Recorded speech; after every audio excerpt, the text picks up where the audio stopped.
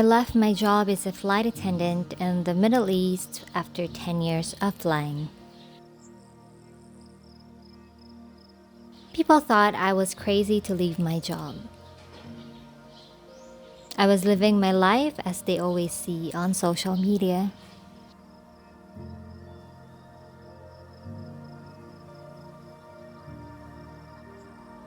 What they don't know is that the job is only exciting when you're still new and slowly fades away as time goes by. But it pays the bills and buys for my wants. So I didn't think about quitting until June of 2023. That was exactly 12 years of working overseas. Fast forward to this date, we've slowly set up our small businesses here in our hometown.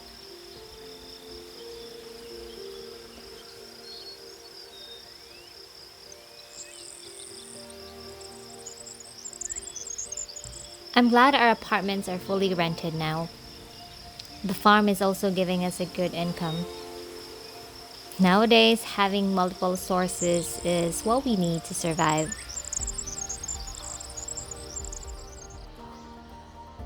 I promised myself not to go back to flying anymore, neither working abroad.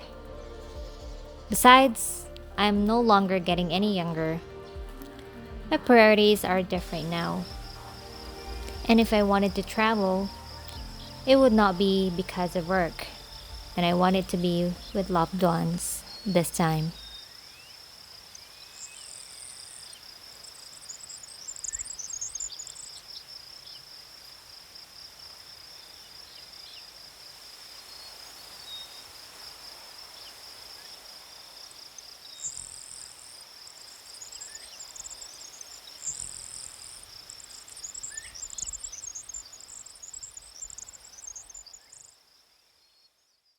When we decided to go back to the Philippines, we were a bit surprised as to how much the prices had gone up. But we also wonder why there are more and more expats deciding to live here. But how much does it really cost us to live in the Philippines? I know the cost will always depend on where you live and how comfortable you want your life to be. We are also striving to be more sustainable, so we try to manage our lifestyle even if our income from our small businesses is slowly increasing.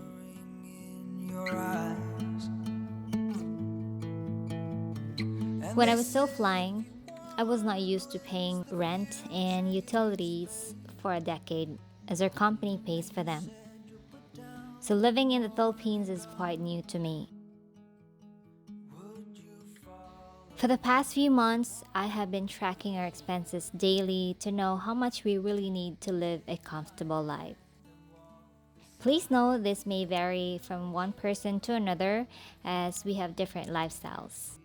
It also depends on how many you are in each household and if you are supporting your loved ones.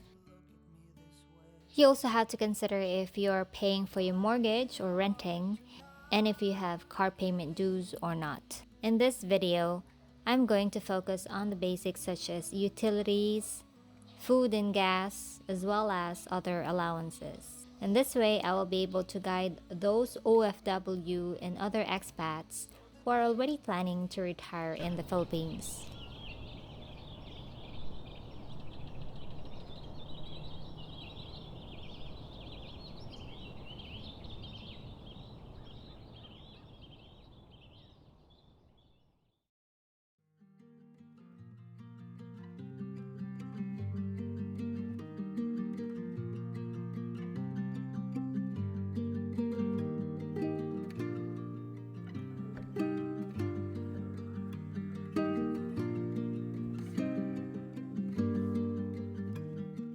Our water and our electric bills vary every month depending on our usage, but the average is somewhere between 2,200 and 3,000 per month.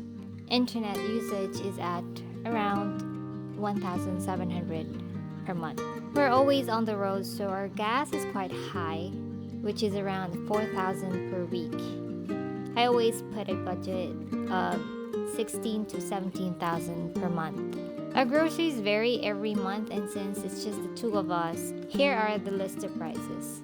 We eat rice, and our consumption every month is about 25 kilograms per month at 58 pesos per kilogram.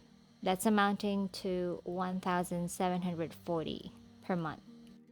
We sometimes have oats in the morning, and 1 to 2 packs of this is what we can consume in a month, which is around 265 pesos.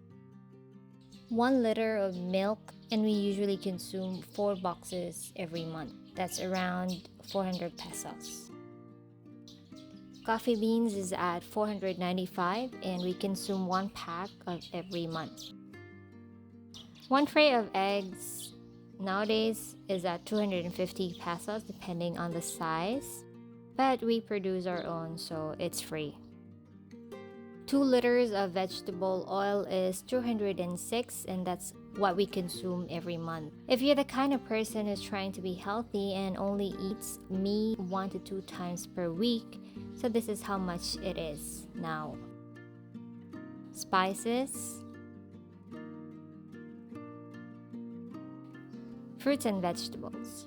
We seldom buy them as we also produce our own veggies, but for those who are curious, these are the prices in the market now.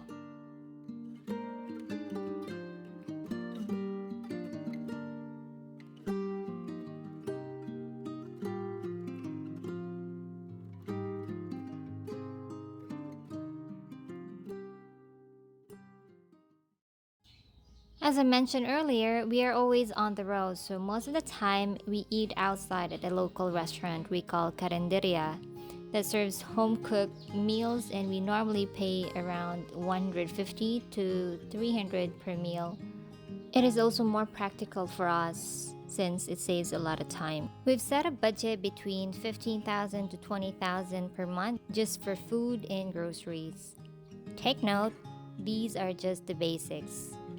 So it is important to know what you really need. This does not include if you want to travel, buy clothes, or perhaps drink and eat outside with friends.